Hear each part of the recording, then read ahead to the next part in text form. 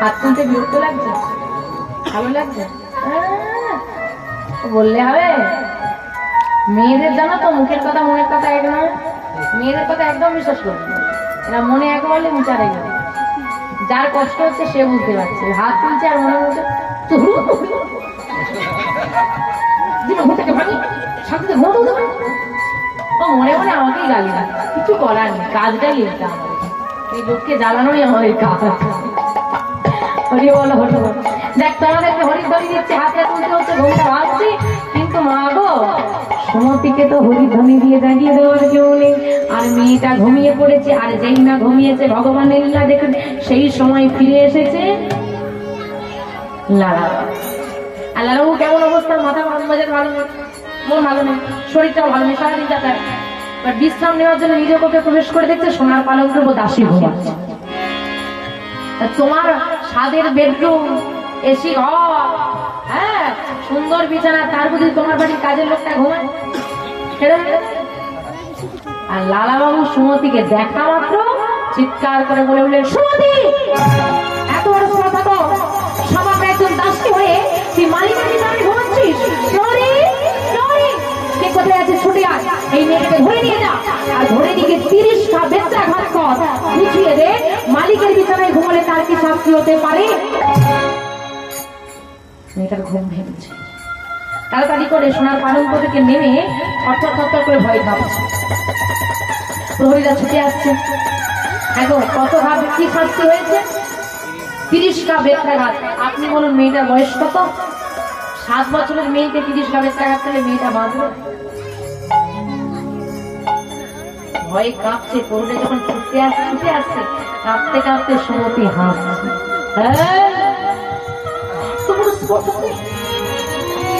আমার না একজন দাসী, তুই অপরাধ করেছিস, আমি তোকে শাস্তি দিলাম, তার উপর তুই একবার ভয় কাঁপছিস আবার হাসছিস। আমার সঙ্গে বাস করা হচ্ছে? বল তুই হাসবি? বল বল বল তুই হাসবি? বলতে পারবো না বাবা, আমি কেন কাঁদলাম কেন হাসলাম আমি বলতে পারবো না। বলতে পারবো না মানে বলতে তোকে আজকে হবে। বলতে হাসবি কেন? আমার সঙ্গে মজা হচ্ছে, আমি মজা করছি না, কিন্তু কেন করেছি আমি বলতে পারবো না। বলতে তোকে আজকে হবে। বল। আমি বলবো। তুমি কষ্ট পাবে না? না না না। তুমি দুঃখ পাবে না? না। তোমার খারাপ লাগবে না? না। আমি হাসলাম তোমার বিচার দেখে। কেন? এইটুকু ঘুমালাম বলে 5 মিনিট ঘুমানোর জন্য কি সারা জীবন ঘুম পাড়িয়ে দেবে? ভগবানের এই কি বিচার? তাই হেসেছি। তাহলে কাঁদবি কেন? এটা ভেবেই দেখেছি। মানে মানে আমি ভাবছি বাবু তুমি তো আমার মালিক, আমি সোনার পালঙ্কে ঘুমিয়ে অপরাধ করেছি, মালিকের দাসের উপর অধিকার আছে, তাই তুমি আমাকে শাস্তি দিয়েছো। কিন্তু ব্যাপারটা হলো গিয়ে তুমি তো আমার মালিক, তুমি কি সবার?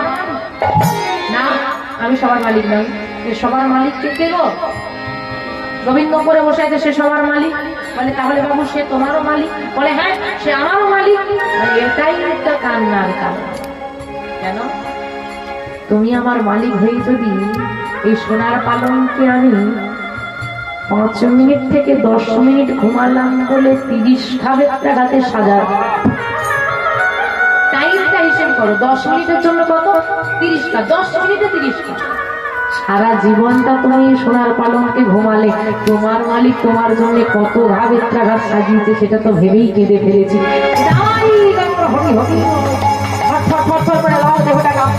বসে বললেন মাটিতে, সুমতিকে জড়িয়ে ধরে বললেন, সুমতি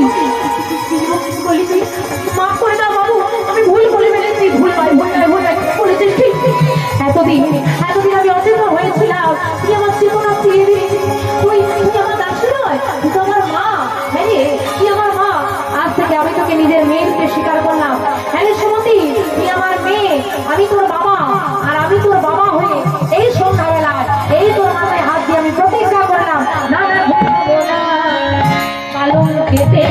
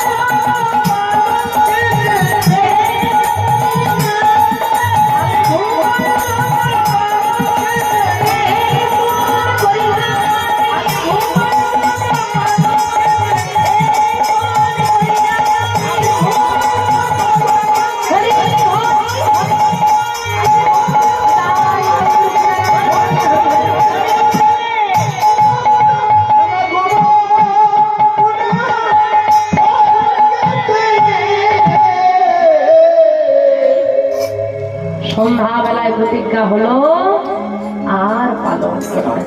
পরিত্যাগ হলো জমিদার বাবু সোনার পালঙ্ক শয়ন করেন মাটিতে। জমিদার বাবু এখন উদাস, কোনো কাজ আর তিনি করেন না। তার ঘর থেকে সে আর বাইরে বেরোয় না। সারাদিন ওই ভিখারির কথা চিন্তা করে, সারাদিন সুমতির বলা কথা চিন্তা করে। এক ভগবানের সেবা হবে না সে বলে চলে গেছে, আর এ বলেছে আমার জন্য শাস্ত্র লেগেছে, করবোটা কি? একদিন কাত্যায়নী দেবী এসে বললেন, স্বামী জীবনে জোয়ার ভাটা লেগেই থাকে, তাহলে মন খারাপ করে বসে থাকলে চলবে না। তুমি যাও, কাচারি ঘরে যাও। আমি বলছি যত কাজের মধ্যে নিজেকে ব্যস্ত রাখতে পারবে ততই তুমি ভালো থাকতে পারবে। কিছুতেই তার যাওয়ার ইচ্ছে নেই, কিন্তু সংসারে তারা না। তাই তিনি কি করলেন? জমিদারি বাড়ি পরিত্যাগ করে পালকিতে নয়, জমিদার যাচ্ছে আজ হেঁটে হেঁটে, হাঁটতে হাঁটতে এসেছেন কাছারি ঘর। কাছারি ঘর মানে যেটা জমিদারদের হিসেবপত্র হয়, সভা বসে, কাজের ঘর। তার কোনো কাজই হলো না। যার ওই যে বললাম গোবিন্দ টান দিয়েছে, এদিকে চাইলেও আর তুই ধরতে পারবে, কিছুতেই কাজ হলো না। বিকেল হয়ে গেছে, ভালো লাগছে না, চল না ফিরে যাই, আমার এই কাজ আর ভালো লাগে। বেশ চলে আজকে লালা বাবু প্রহরীদেরকে সঙ্গে নিয়ে বিকেল বেলায় হাঁটতে হাঁটতে ফিরছে জমিদারি বাড়িতে কাছারি ঘর থেকে। আর এমন সময় মনোরম পরিবেশ, বিকেলের পরিবেশ খুব মনোরম হয়। তিনি ফিরছে হাঁটতে হাঁটতে, বেশ ভালো লাগছে। পথের ধারে একজন রজক কন্যা, রজক মানে এখন রজক কাদেরকে বলে? ধোপা। ধোপাদের একটা মেয়ে 5 বছর বয়স, মিষ্টি দেখতে, মিষ্টি তার কণ্ঠস্বর, ছোট্ট মেয়েটা ওই পথের ধারে ছোটাছুটি করছে আর চিৎকার করে বলছে, বাবা ও বাবা, কোথায় গেলে বাবা? ভাল লাগে না, কখন ধরে বাবাকে ডাকছে, সাড়া দিচ্ছে, ও বাবা। আর লালাবাবু বৃষ্টি মেয়েটাকে দেখি তার মনটা ভালো হয়ে গেছে, হেসে ফেলেছে, বা ভারী বৃষ্টি দেখতে। তিনি দেখে চলে যাচ্ছেন, তিনি দাঁড়াচ্ছেন। অন্যদিকে মেয়েটা ছুটতে ছুটতে বৃক্ষতলে এক ব্যক্তির সামনে এসে দাঁড়িয়ে পড়েছে আর বলছে, বাবা কখন থেকে তোমাকে ডাকছি, সাড়া দিতে পারছো না? কি হয়েছে মা? কি হয়েছে? মা বলে পাঠালো, বেলা যে বয়ে যায়, বাসনায় আগুন দেবে না। কি গো মা, বাসনা মানে কি? ও ঠাকুমা, বাসনা মানে কি গো? হ্যাঁ গো, বাসনা মানে জানো না? এখন জানে, আমার দাদু ঠাম্মারা জানে, তখনকারের জিনিস। শুকনো কলা পাতাটা ঠিক নয়, ওই যে খোসাটা, যেটা কলা পাতা তো শুকিয়ে গেলে আমরা কেটে নিই, ওটা নয়। কলা গাছে দেখবেন, কলা গাছে তো বড় হয়, কলা গাছে যে খোসাটা ছেড়ে ছেড়ে পড়ে যায়, ওই থোড় যেটা আমরা বাংলা কথায় বলি, ওর যে কলাটা যেটা থাকে, খোসাটা, ওটা যত শুকনো হয়ে ছেড়ে ছেড়ে পড়ে যাবে, ওটাকেই বলে কলা বাসনা। কাজটা কি? কলা বাসনায় আগুন দিতে বলে। মানে কি? এখন আমাদের তো সার্ফ সাবান দিয়ে জামা কাপড় পরিষ্কার করে, তখন এখন ছিল কোথায়? আগে ব্যবহার করুন, তারপর বিশ্বাস করুন। হ্যাঁ, কিচ্ছু খেলা না। ওই কলা গাছের খোসাটাকে নিয়ে গিয়ে শুকনো করবে, পুড়িয়ে ছাই করে, সেই ছাই দিয়ে জামা কাপড় কাটবে। আবার বাহাদুরি করতে যেও, গন্ডগোল বাঁধিয়ে ফেলবে। তখন ওই সাদা জামা আরো সাদা করতে গিয়ে কালো করে বসে থাকবে। হ্যাঁ, বলছে, এই পচা, আমার সাদা করতে একটু আতর দিয়ে দে তো। বলে, এই যে বাবু যাচ্ছে। এখন সে চিন্তা করছে, সাদা কোটে আলকাতরও কেন দিতে বলেছে? দিতে বলেছে যখন দিয়ে দি, সাদা কোটে আলকাতরও মাখিয়ে দিয়েছে। ওই রকম করে বসেছে কোনা বাবা। হরি বল, হরি বল। তা এখন সাধারণ কথা, ভীষণ সাধারণ কথা, যেহেতু ধোপা জামা কাপড় কাচতে হবে, বিকেল হয়ে গেছে, বাবাকে বলেছে বাসনায় আগুন দাও, তাহলে ছাই হয়ে গেলে পরের দিন সকালবেলায় কাজ শুরু হয়ে যাবে। এই কথা তার মেয়ে তার বাবাকে বলেছে। লালাবাবু থমকে দাঁড়িয়ে দাঁড়িয়ে কাঁদছে। কেন? বাবা বেলা যে বয়ে যায়, বাসনায় আগুন দাও। আর লালাবাবু শুনে ফেলেছে, বাবা বাসনায় আগুন দাও।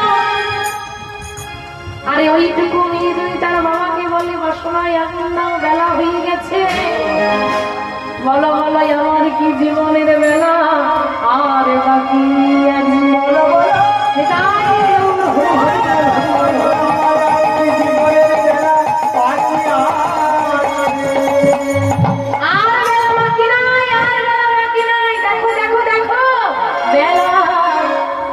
বইয়ে যা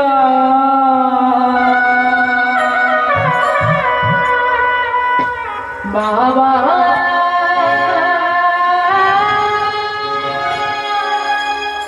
বেলা বইয়ে যা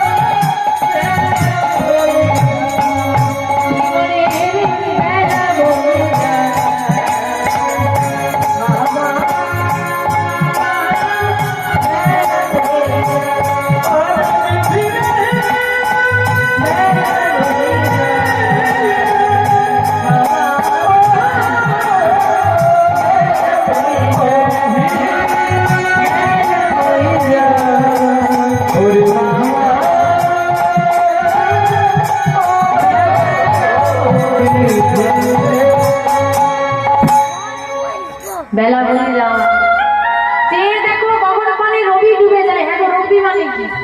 সূর্য। সূর্যটা ডুবে যাচ্ছে। কোন সূর্য? আয়ু সূর্য।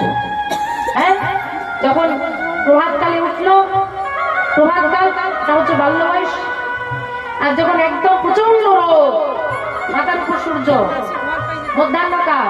দেখবেন এই মধ্যাহ্নকাল মানে যৌবনকালে সবার খুব টেম্পার থাকে। হ্যাঁ আমি সব করে ফেলবো, আমি সব জানি। এইটাই হচ্ছে যৌবনকাল। আর যত বেলা গড়াবে তত জীবনে বাঁচার আশা কমতে থাকবে।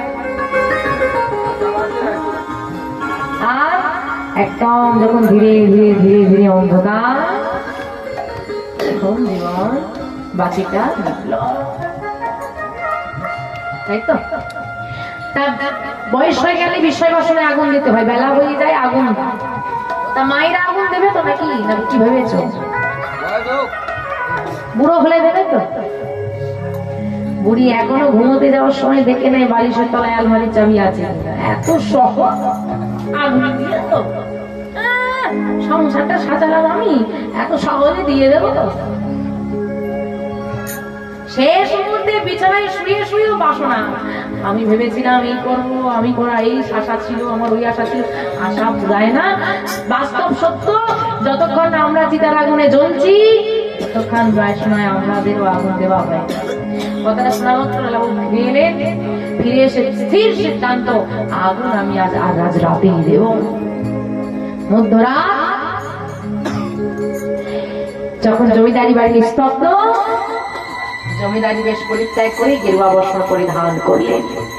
পরিধান করে তিনি সিদ্ধান্ত নিলেন কৃষ্ণ দর্শনে বিষয় বাসনায় আগুন দিয়ে যাবো আমি শ্রীরাম বৃন্দাবনে। কিন্তু মা তীর্থে গেলে কারণ অনুমতি নিতে হয়। কার অনুমতি নিতে হয়? বাবা মায়ের আর গুরুদেব। আর একটা কি এদিক থেকে শুনলাম একজন স্ত্রী। আর স্ত্রীদেরকে ধর্মীয় কাজ করতে হলে কারণ নিতে হবে স্বামী। কথাগুলো শোনো তারপর বলবো। স্বামী স্বামী যদি আসামি হয় অনুমতি নেওয়ার দরকার নেই, তাহলে সম্পর্ক কাটিয়ে দেবে। আর যদি স্ত্রী স্ত্রী হয় ওইখানে বৈষ্ণব সেবা হবে, দাদাকে ধরেছে 2000 টাকা চাঁদা যদি দাও দাদা, এবছর তো আর এ নেই, যদি আপনার দেওয়ার মন থাকে বৈষ্ণব সেবায় দিয়ে দেবে, ঘরে যদি জানিয়েছেন 10 টাকাতেও চাবি দিয়ে দেবে, আর 2000 টাকাও দেবে। আর মা ভেবে দেখেছে ওইখানে মহোৎসব হবে, দেখেছে একটু পরিবেশনের জন্য বৈষ্ণব সেবা দেবো, একটু কর্ম করবো, স্বামীকে যদি বলেছো ঘরে যাবে, লাভ তাহলে কাকে বলবে? পিতা মাতা নাই, গুরুদেব নাই, এই তো বললেই গন্ডগোল। স্ত্রী নাই, স্ত্রী আগে বিচার করতে তারপর বলতে হবে যাতে ওরা ছেড়েই দাও সংসার। হ্যাঁ, তাহলে কাউকে না বলে তো বেরোনো যাবে না, কারণ না কারণ অনুমতি নিয়ে যেতে হবে তো। আর অনুমতি নেবে গো? জমিদারি বাড়িতে একমাত্র ভক্তিমতী একজনই আছে, কে গো? নামটা যার সুমতি, নামেই তো প্রমাণ সুমতি, আর আমাদের সব কুমতি। তাই কি করলেন, মধ্যরাত্রে গিয়ে সুমতির কাছ থেকে বলে দিলেন, যে সুমতি, সুমতি কে? আমি বাবা, তুমি এত রাত্রে এখানে? তোমার কথা বলতে। কি কথা? তুমি বৃন্দাবনে চলে যাচ্ছে কৃষ্ণ দর্শনে, তোমার জমিদারি রইল। আমি যদি জমিদারিতে না থাকি, কেউ না কেউ জমিদারিটা চালিয়ে নেবে। জমিদারি বসে থাকবে কি? কেউ না কেউ চালিয়ে নেবে। কিন্তু আমি যদি সাধন ভজনের পথে না যাই, সেই পথটা আমার পরিবর্তে কেউ করে দিতে পারবে না। যেটা আমি ছাড়া কেউ করতে পারবে না, সেটা আমার আগে করা দরকার। আসিবে না, তোমাকে তো বাধা দিতে পারবো না বাবা, সাবধানে যেও, আর তোমার গিরিধারীকে আমার একটু প্রণাম জানিয়ে দিও। কৃষ্ণ দর্শনে মধ্যরাত্রে মুর্শিদাবাদ পরিত্যাগ করে পশ্চিম বাংলার মাটি ছেড়ে চলে যাচ্ছে রাম বৃন্দাবনের পথে আমার লালা বাবু। মধ্যরাত মানে টাইম এখন কটা? সে একাই যাবে, একদম মোক্ষম সময়। চলো সবাই মিলে যাবে, যাবে ওমা, যাবে তো ওমা, একটু বসো না, যাবে তো? তা মায়েদেরকে নিয়ে তো ভয় লাগে বাবা, কেন বলেন তো? বাবাদের একটা দায়িত্ব থাকে, যেতে হবে, একটা চিন্তা থাকে, আর মায়ের তো কোনো টেনশন থাকে না। ও মাঝ রাস্তায় ঠিক দিয়ে ঘুমিয়ে পড়লে গন্ডগোল হয়ে না, ঘর ফিরতে পারবে না, বৃন্দাবন যেতে পারবে, মাঝ রাস্তায় রয়ে যাবে, পরের দিন সকালবেলা ওটা খুঁজতে হবে, ঘুমাবে না তো। সবাই মিলে হাত তুলে যাবে তো, বাবু পুজো তুলবে তো। চলো সবাই মিলে যাবো, হরি বল হরি বল, উলু ধরি উলু ধরি উলু ধরি।